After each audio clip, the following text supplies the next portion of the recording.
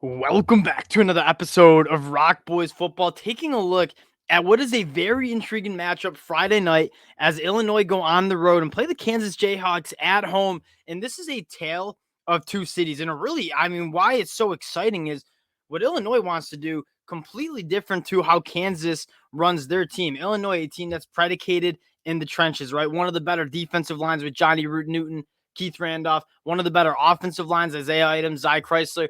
Illinois is built in the trenches. And then you look on the other side of the football, this Kansas team is built with speed. So you're seeing a Big Ten team head on the road to play a Big 12 team with a lot of speed. And is the power going to win? Is the power and physicality going to win? Or is the speed and playmaking going to win for Kansas? That's what we're going to be talking about. Again, before we do, though, just want to say thank you to you guys. The support you guys have shown all off season and into these game breakdowns truly does mean a lot. Over 8,000 subscribers. Can't thank you guys enough. So one, if you do enjoy the content, consider subscribing to the channel. But more importantly, again, would love to hear from you guys in the comment section. I always say the best part about doing this is talking ball, learning from you guys in the comment section. So let me know in the comments who you guys got winning this game. If you guys got any keys to the games, let me know. Let's start with this Illinois team and what they want to do on the offensive side of the ball. And I'll say, like, my slight lean early was Illinois because I don't see Kansas being able to stop this rushing attack for Illinois. And you look at Kansas, that is one of the more explosive offenses that we'll talk about.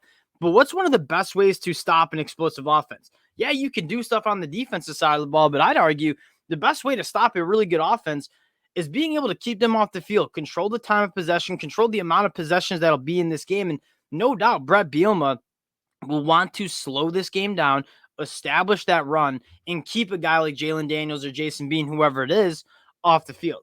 So now my problem with this is Illinois was not as successful running the football against Toledo week 1 than I thought they would. And maybe I just undervalued the loss of Chase Brown, or maybe it was just week 1 and some of the blocking schemes weren't as clean as it needed to be.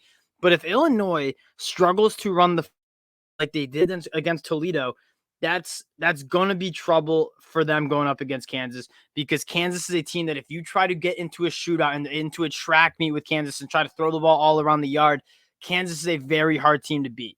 Now, diving more into Illinois, I will say what I did like from Illinois last week is they are much more two-dimensional than we've seen in the past, right? Luke Altmaier coming in from Ole Miss, I think offers a little bit of a higher upside in terms of throwing the football. Pat Bryan looked really good. Isaiah Williams looked really good. So I'm a little bit more optimistic that Illinois can be a little bit more of a dynamic offense, but you still see their identity is running the football with guys like Reggie Love and Joshua McCray, and they didn't have as much success as I thought they would against Toledo. And again, it's either they maybe are just going to struggle a little bit more this year, or it was week 1 jitters. I'm leaning towards just week 1, a little bit sloppy with the blocking schemes. You saw some blown assignments. So if Illinois can run the football against Kansas, I think that's my key to the matchup for Illinois. Now, on Kansas's offensive side of the ball, and again, this is a Kansas team that you look back last year, really struggles to stop the run. They lose a lot of guys from their front seven, and it wasn't a great group last year. And so that's a mismatch for me on paper, is Illinois' physicality against the physicality or lack thereof of the Kansas Jayhawks. Now, on the other side of the ball, you also have some mismatches that are relatively interesting. Illinois, last week against Toledo, really struggled with the dynamic quarterback play of DeQuan Finn. Now, you take a look at who's Kansas going to be trying out at quarterback. It's either going to be Jalen Daniels, who apparently is healthy and probably will play Friday night, or it's going to be Jason Bean. But both of those quarterbacks represent really dynamic quarterbacks that have played a lot of football at a high level, and they're just fast. And Illinois, as physical as they are up front with Johnny Newton and Keith Randolph, struggled with allowing the quarterback to get outside the pocket and beat them with their legs. So I'm guessing Kansas is going to try to do exactly what Toledo did.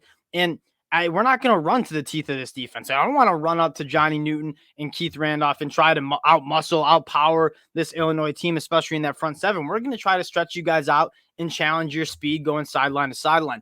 Now, Kansas, I don't know if you'll find a better designed offense than what Kansas does. And it's not like they have a ton of plays. It's just they put a defense in conflict in so many different ways. I mean, Devin Neal, I think one of the better running backs, not only in the conference, but the country. You got 3 really dynamic playmakers on the offensive side of the ball. In Illinois, on that back end, as good as I think their front seven is, on that back end, they lose a lot of production. And you saw, like, the inexperience kind of show against Toledo. A lot of pass interferences, not great ball skills out of them. I trust them to get better. I think it's just a lot of guys who have the talent, just haven't played a ton of football. That being said, it was definitely a little bit of a problem. And I think a lot of Illinois fans would probably agree with me that that was not the cleanest football we've seen Illinois play to start off the year.